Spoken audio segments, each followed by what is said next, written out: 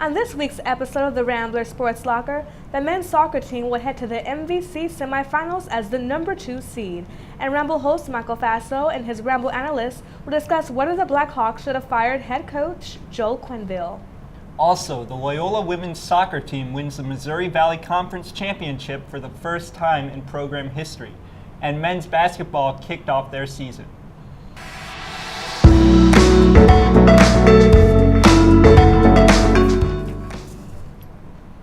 Welcome back to this week's episode of the Rambler Sports Locker. I'm Epiphany Johnican. And I'm Eric Moran. On November 2nd, the Ramblers hosted the Illinois State Redbirds for a Missouri Valley Conference semifinals match. The Ramblers got off to a hot start early with senior Madison Kimball scoring in the 6th minute. Senior Jenna Cesny also added a goal of her own in the 30th minute. ISU then struck back with a goal in the 51st minute, but it wouldn't be enough as the Ramblers held on, beating the Redbirds with a score of 2-1. The win advanced the Ramblers to the conference championship game. On November 4th, the Ramblers took on the Drake Bulldogs for the Missouri Valley Conference Championship. The Ramblers scored first with a goal by Cesny in the 11th minute. After that, the Bulldogs scored 2 goals of their own. Down 2-1, freshman Abby Swanson tied the game in the 69th minute, and sophomore Kat Stevens scored the winning goal in the 75th minute, propelling the Ramblers over the Bulldogs, winning 3-2. RSL sat down with head coach Barry Bimby, who was thrilled with the championship win. It was definitely crazy. After the game, I went right away to my family, give them a hug and kiss, and I turned around and everyone's in white shirts and, dancing on top of each other. So it was a great moment for the girls in the program. Bimby also reflected on how this has been the goal all season long. Except to play anyone, anywhere. We've been working for this day for 4 years, really. But definitely since preseason, where it's all about us and how can we prepare and how can we give them the best shot that we have.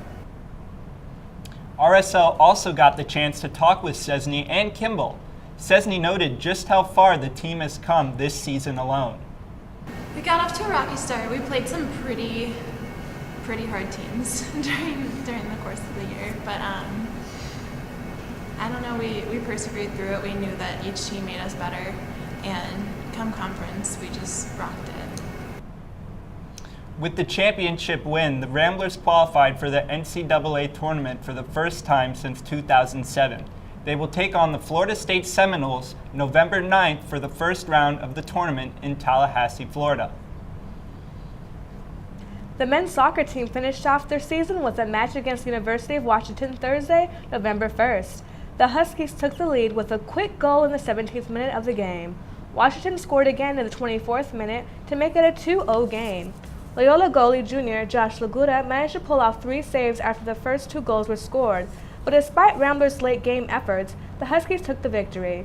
Loyola ended the regular season with a record of 9-6-2.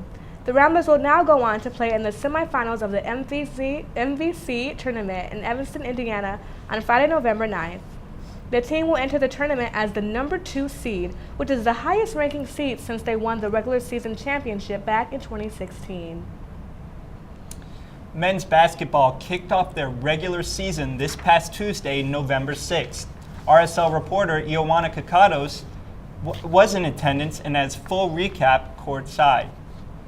We're here live from Gentile Arena where the Ramblers played University of Missouri Kansas City Kangaroos for their season opener. The lines were out the door as I walked in, fans lining up since 4 p.m. The arena was packed and energy was high, and fans were excited to be here for the rising of the Final Four banner. Things were tight early on with a score of 11-8.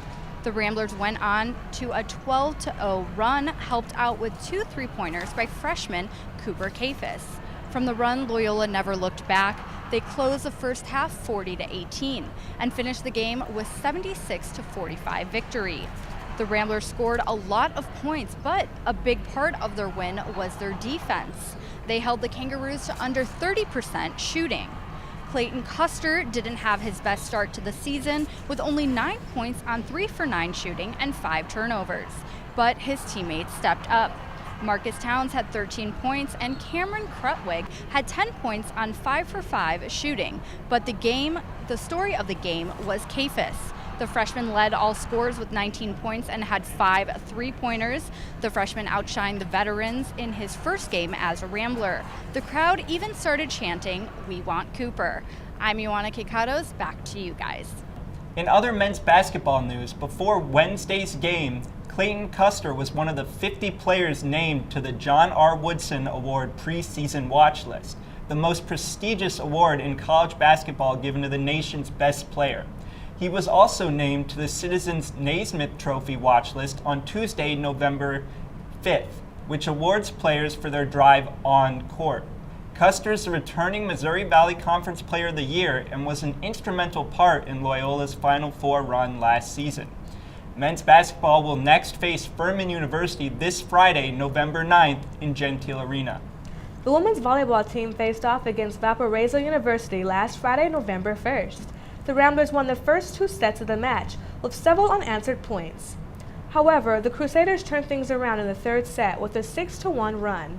Throughout the sets, Loyola junior Quinn Spiker racked up 13 kills, 11 digs, and 4 aces, while junior Delilah Wolf had 48 assists, 13 digs, and 4 blocks. Despite both Ramblers' double-doubles, Loyola's at-home winning streak was 3 games was snapped.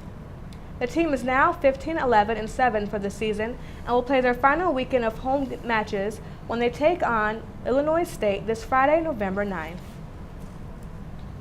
On November 3rd, the Loyola women's basketball team got their first action of the 2018-2019 season in an exhibition game when they took on the North Central College Cardinals at Gentile Arena. The Ramblers got off to a slow start, trailing 16-14 in the first quarter. In the second quarter, the Ramblers turned things around and didn't look back, dominating the last 3 quarters, leading them to a 73-49 victory. Sophomore guard and forward Abby O'Connor and junior guard Tiara Wallace both had double-digit scoring performances. O'Connor led the Ramblers with 16 points, while Wallace scored 14 points. The Ramblers will get their first regular season action this Friday, November 9th, when they travel to Youngstown State University to take on the Penguins. Despite the season being already 15 games in, the Blackhawks had a major shakeup to their coaching staff this week. Michael Faso and his Ramble analysts discuss whether or not the Blackhawks should have fired head coach Joel Quenneville or not in this week's Ramble.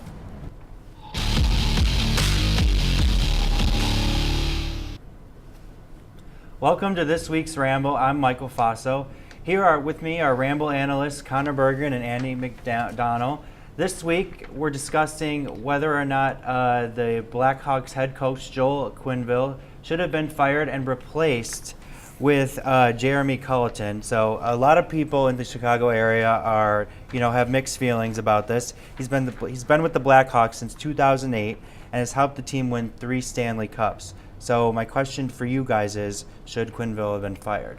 I'll start with you, Connor. Thank you, Michael. Andy, we all know, as well as anybody, sports dynasties are hard to maintain. No matter how great they are across all platforms, sports dynasties eventually fall. It happened with USC football in the 2000s. It's happening with the San Antonio Spurs right now. It's happening with this Blackhawks franchise in Quenneville. They won 3 Stanley Cups. Congratulations. The fact of the matter is that was in 2015. Let's look at the last 3 years since then. First round playoff exit, first round playoff sweep, then they didn't even make the playoffs. The team this year was 6 wins and 8 losses already. They're a mess on defense. The franchise, the dynasty has gone stale. The writing was on the wall. They decided to make a move. That move was to get Quenneville out and breathe new life into this franchise. Okay, but they still shouldn't have fired Quenneville. He has the 2nd most wins in NHL history. He's done won all the championships for them. And he just turned the whole Blackhawks culture around. And that was all well and good. That was all well and good 3 years ago. Let me ask you this, Connor. He should have a chance to rebuild to help with the rebuild of the team. Once They a should have a chance franchise, to have once a a celebrity franchise has gone dynasty. stale, it is Okay. hard to get that momentum back with the same coach. That's why they had to bring in the second youngest coach in NHL Well, let history. me ask you this, though, Connor. Well, keep in mind, he is number 2 in all-time wins with 890. So, do you think it was fair to fire him, even though he's had all the success? The fact of the matter is, this is a business. It's a hard business. It doesn't matter about personal relationships. He did a great service for the city of Chicago. We all know that. Everybody appreciates him for that. But the fact of the matter is, this is a business. He wasn't performing his job. He needed to get out. He wasn't performing his job. Like, he had a few rough years after a dynasty. It wasn't until a few years ago he said they even missed the playoffs as a coach. He went 9 seasons making the playoffs. In the last Every year. the last three, he has done nothing. This is a franchise with high expectations. He was not meeting those. They're a bold franchise Right, that knows when to make the they bold should have, moves. known And letting Quenneville go was that bold move. It's the next Okay. step for this franchise. But he's done so much, and just to treat him like Well, this. Like, Andy, let me ask you this. So, since the Blackhawks are 6-6-3 right now, do you think it's time that they bring somebody else on because they are having a little bit of a rough year? no, I think Quenneville should have a chance to rebuild the team. At least like during the season. It's less than a month into the season. If he didn't work out at the end of the year, fine, fire him. But just disrespectful. You should let him. He's done so much for your franchise. He should at least be able to last through this season. All right. Well, you both make great points. Do you have any final thoughts? Final thought is, NHL hockey is a business. It doesn't care about feelings. Quenneville was not performing. The dynasty has gone stale. It was time to bring in a new leader, to bring in a whole new string of momentum for this franchise. I completely understand sports is a business, but there's also respect that you need to show to people who have done so much for your franchise. And I think it'll honestly, like, future coaches, like, and assistant coaches will see this and they'll be like, why should we come work for the Blackhawks if they're just going to have such a short temper with coaching? They'll come work for the Blackhawks, so the Blackhawks are a winner. All right. Well, you both had great arguments, but I'm going to have to go with Connor on this one. I do think it's a business, and they did what they had to do. But let us know which side you're on by voting in our Twitter poll and using the hashtag RSL Ramble. That's it for this week's Ramble. I'm your host, Michael Faso. Back to you guys at the desk. Thanks, Michael. I think it was a little bit too early to call it. They should have waited on firing him. I tend to agree. For our full episodes and the chance to get on the conversation, follow and like our social media handles for an up-to-date look at all things Rambler Sports. Thanks for joining us tonight. I'm Epiphany Johnican. And I'm Eric Moran. Check back next week for another episode of the Rambler Sports Locker. And as always, don't forget to turn off the lights.